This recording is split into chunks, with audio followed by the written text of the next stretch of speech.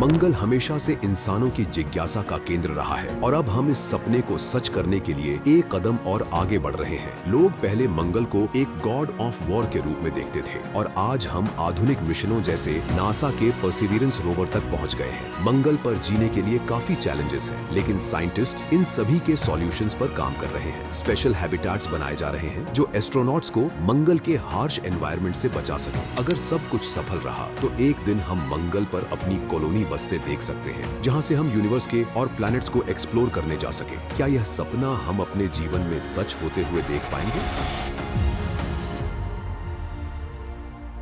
हम सबने कभी ना कभी ये जरूर सोचा होगा, क्या इंसान मंगल पर जी सकता है? क्या एक दिन हम एक नई दुनिया मंगल पर बसाएंगे? आज हम आपको लेकर चलेंगे इस दिलचस्प यात्रा पर, जहां हम एक्सप्लोर करेंगे इंसानों और मंगल ग्रह के बीच के सफर को। रेड प्लेनेट यानी मंगल ग्रह हमेशा से ही हमारी जिज्ञासा का केंद्र रहा है, लेकिन आज हम सिर्फ सपनों की बात नहीं करेंगे, बल्कि रियल एक्सप्लोरेशन, मंगल ग्रह पर मानव मिशन की योजनाओं के बारे में बात करेंगे और यह भी समझेंगे कि क्या हम भविष्य में वहां अपना घर बना पाएंगे। यह एक ऐसी यात्रा है जो सिर्फ विज्ञान के लिए ही नहीं, बल्कि मानवता के लिए भी एक नए युग की शुरुआत करने जा रही है।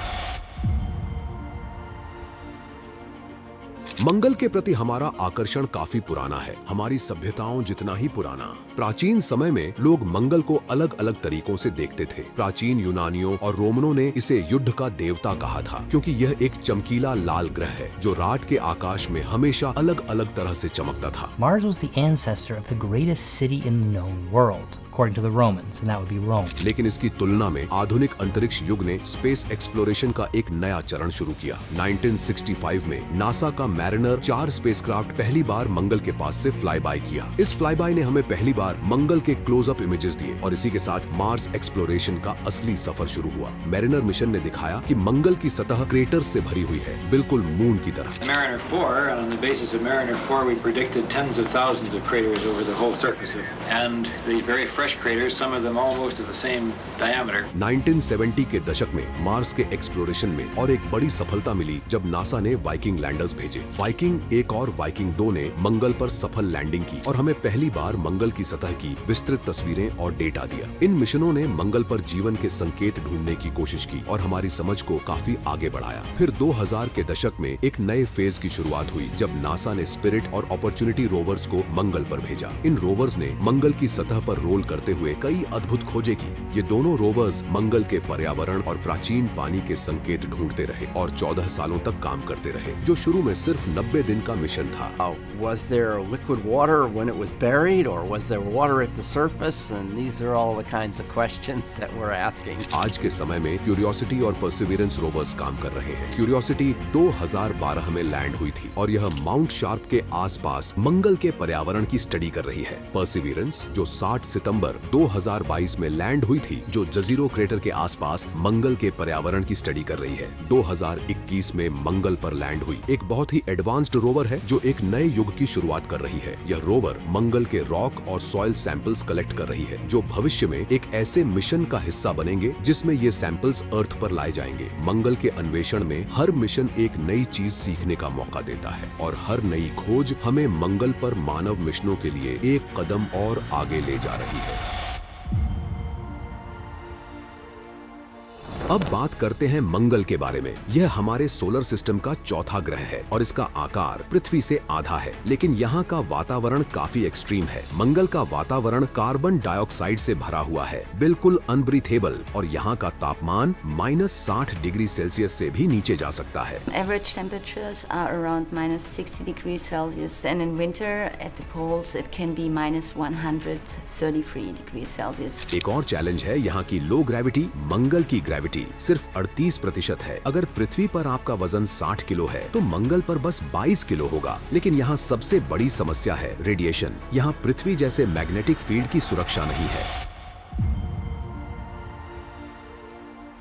और अब बात बात करते हैं ह्यूमंस को मंगल भेजने की। नासा का आर्टेमिस प्रोग्राम तो पहले मून मिशंस पर फोकस कर रहा है, लेकिन मंगल मिशन के लिए भी ग्राउंड वर्क तैयार हो रहा है। अगर सब कुछ ठीक रहा तो 2030 के आसपास पहली मैन्ड मिशन मंगल पर लैंड कर सकती है। We have a number of rockets we're going to fly. The big destination for us is Mars. Sending humans to Mars in the 2030s, and to do that we have a rocket that's called the Space Launch System right now. लेकिन ये इतना आसान नहीं होगा। एक मंगल mission में spacecraft का design बहुत एडवांस्ड होगा। लाइफ सपोर्ट सिस्टम्स जो एस्ट्रोनॉट्स को ऑक्सीजन, पानी और खाना प्रदान करेंगे, और मंगल के पतले वातावरण में लैंड करना भी मुश्किल होगा।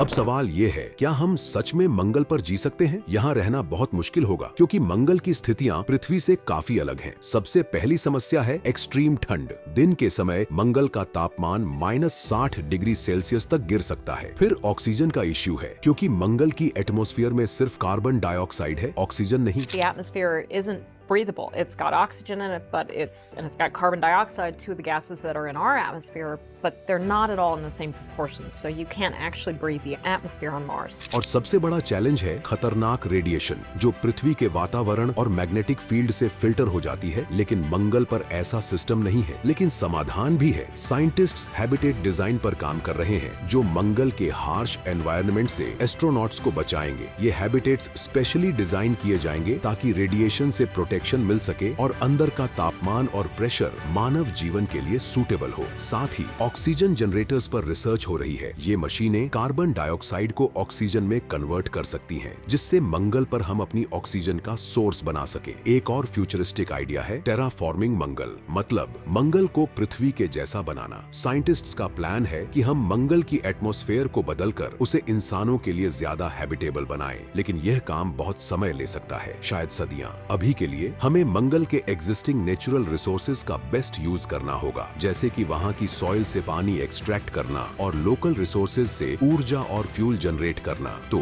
जीना मुश्किल होगा, पर इम्पॉसिबल नहीं, लेकिन उसके लिए एडवांस्ड टेक्नोलॉजी और प्रॉपर प्लानिंग की जरूरत होगी।